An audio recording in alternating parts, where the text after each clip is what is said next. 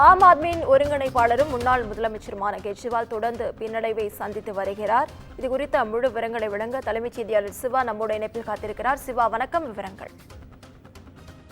நவீனா, டெல்லி தேர்தலுக்கான வாக்கு எண்ணிக்கை நிலவரம் என்பது ஏறத்தாழ ஒரு முடியக்கூடிய ஒரு தருவாயில் தான் இருக்கிறது.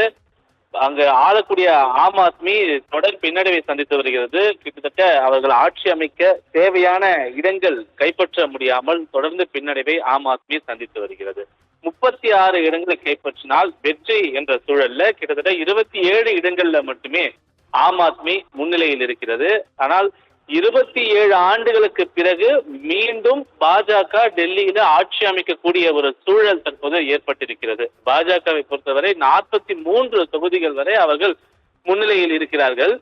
இந்த சட்டமன்ற தேர்தலில் பல்வேறு நட்சத்திர வேட்பாளர்கள், அதே போன்று ஆம் ஆத்மி கிட்டத்தட்ட 10 ஆண்டுகளாக டெல்லி மாநிலத்திற்கு செய்த பல்வேறு திட்டங்களை எல்லாம் முன்வைத்து இந்த தேர்தலை எதிர்கொண்டாலும் கூட ஆம் ஆத்மிக்கு பின்னடைவு ஒருபுறம் இருக்கக்கூடிய நிலையில ஆம் ஆத்மியை சேர்ந்த ஒருங்கிணைப்பாளரான முன்னாள் முதலமைச்சர் அரவிந்த் கெஜ்ரிவாலும் தொடர்ந்து பின்னடைவில் இருக்கிறார். கிட்டத்தட்ட ஒரு 1000 வாக்குகள் குறைவாக பெற்று அவர் பின்னடைவில் இருக்கக்கூடிய நிலையில டெல்லி முதலமைச்சராக இருக்கக்கூடிய அதிஷியும் கிட்டத்தட்ட 3000 வாக்குகள் குறைவாக பெற்று அவரை எதிர்த்து போட்டியிடக்கூடிய பாஜக வேட்பாளர் ரமேஷ் பித்தூரியை விட அவர் 3000 வாக்குகள் குறைவாக பெற்று தொடர்ந்து பின்னடைவில் இருக்கிறார்.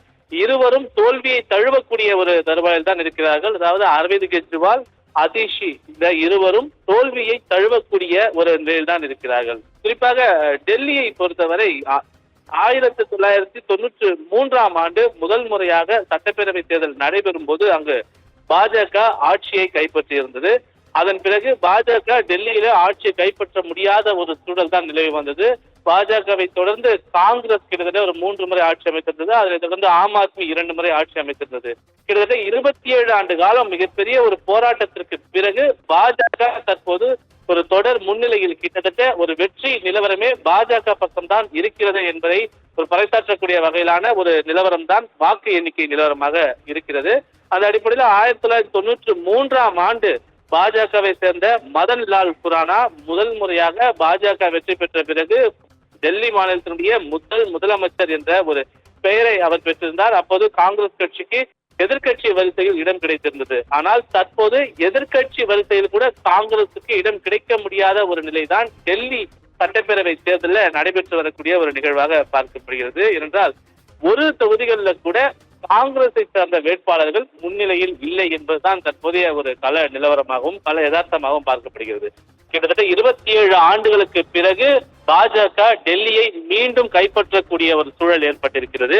இதற்கான அதிகாரப்பூர்வ அறிவிப்பு இன்னும் சற்று நேரத்தில் தேர்தல் ஆணையம் மூலமாகவே அறிவிக்கப்பட இருக்கக்கூடிய நிலையில கிட்டத்தட்ட 70 சட்டமன்ற தொகுதிகளில் 43 சட்டமன்ற தொகுதிகளில் முன்னிலையில் பாஜக இருக்கிறது. 27 சட்டமன்ற தொகுதிகளில் தான் ஆளும் ஆம் ஆத்மி தொடர் முன்னிலையில இருக்கக்கூடிய இந்த நிலையில காங்கிரஸை பொறுத்தவரை காங்கிரசுக்கு தொடர் பின்னடைவு கிட்டத்தட்ட ஒரு கடந்த சில தேர்தலிலேயே தொடர் பின்னடைவு சந்தித்து வந்தாலும் நாடாளுமன்ற தேர்தலில் இந்த முறை காங்கிரஸ் ஆட்சி அமைக்கும் என்ற ஒரு எதிர்பார்ப்பு ஏற்பட்டும் அங்கு அது நடைபெற இயலாமல் எதிர்கட்சி வரிசையில் அமரக்கூடிய ஒரு சூழல் காங்கிரசுக்கு ஏற்பட்டது. ஆனால் டெல்லியில் ஒரு கூட்டணியில் இந்தியா கூட்டணி ஒற்றுமையாக இருந்தால் கிட்டத்தட்ட காங்கிரஸ் ஆம் ஆத்மி கூட்டணி ஆட்சி அமைப்பதற்கான ஒரு சாதகமான சூழல் இருந்ததாக அரசியல் பார்வையாளர் கருதிய நிலையில தொடர்ந்து இந்த கூட்டணியிலேயே பல்வேறு குழப்பங்கள் ஏற்பட்ட காரணத்தினால காங்கிரசும் ஆம் ஆத்மியும் தனித்தனியாக போட்டியிட்டு ஆம் ஆத்மி தற்போது எதிர்கட்சிக்கான ஒரு அந்தஸ்தை பெற்றிருக்கிறது. 27 சட்டமன்ற தொகுதிகளில் தொடர்ந்து முன்னிலையில் இருக்கக்கூடிய நிலையில இந்த தேர்தல் பாஜகவுக்கான தேர்தலாகவே பார்க்கப்படுகிறது. என்றால் 27 ஆண்டுகளுக்கு பிறகு மீண்டும் டெல்லியை கைப்பற்றக்கூடிய ஒரு சூழல் பாஜகவுக்கு ஏற்பட்டிருக்கக்கூடிய நிலையில 10 ஆண்டுகளாக ஆம் ஆத்மி செய்த பல்வேறு திட்டங்களாக இருந்தாலும் ஆம் ஆத்மியினுடைய ஒருங்கிணைப்பாளராக இருக்கக்கூடிய அரவிந்த் கெஜ்ரிவால் சிறை சென்று அந்த கரிசனத்தை மக்களிடையே அவர் எடுத்து சென்றிருந்தாலும் கூட அந்த எந்த விதமான செய்கையும் மக்களிடையே ஈடுபடாமல் பாஜகவுக்கு மக்கள் அதிக அளவிலான ஒரு ஆதரவை தந்திருப்பதாகவே இந்த தேர்தலினுடைய கள நிலவரம் பார்க்கப்படுகிறது. அந்த அடிப்படையிலேயே 43 தொகுதிகளில் பாஜக தொடர்ந்து முன்னிலை. நட்சத்திர வேட்பாளரான முன்னாள் முதலமைச்சர் அரவிந்த் கெஜ்ரிவால் தொடங்கி தற்போதைய முதலமைச்சர் அதிஷி வரை தொடர் பின்னடைவை சந்தித்து வரக்கூடிய ஒரு நிலைதான் இருக்கிறது. ஆனால் இதனை அவர்கள் பாஜக மீது ஒரு குற்றச்சாட்டாக கூட முன்வைப்பதற்கான வாய்ப்புகள் இருக்கிறது. ஏனென்றால் தோல்வியை தழுவக்கூடிய ஒரு கட்சி வெற்றியை தழுவக்கூடிய ஒரு கட்சி மீது வைக்கக்கூடிய ஒரு பிரதான குற்றச்சாட்டு தேர்தல் ஆணையம் அவர்களுடைய கைப்பாவையாக இருக்கிறது என்ற ஒரு குற்றச்சாட்டை அவர் முன்வைப்பார்கள். அதே போன்ற ஒரு குற்றச்சாட்டை அவர் முன்வைத்திருக்கக்கூடிய ஒரு நிலையில இந்த வாக்கு எண்ணிக்கை நிலவரம் என்பது பாஜகவுக்கு சாதகமாகவே இருக்கிறது. 27 ஆண்டுகளுக்கு பிறகு மீண்டும் பாஜக ஆட்சி அமைக்கக்கூடிய ஒரு சூழல் டெல்லியில் இருக்கிறது.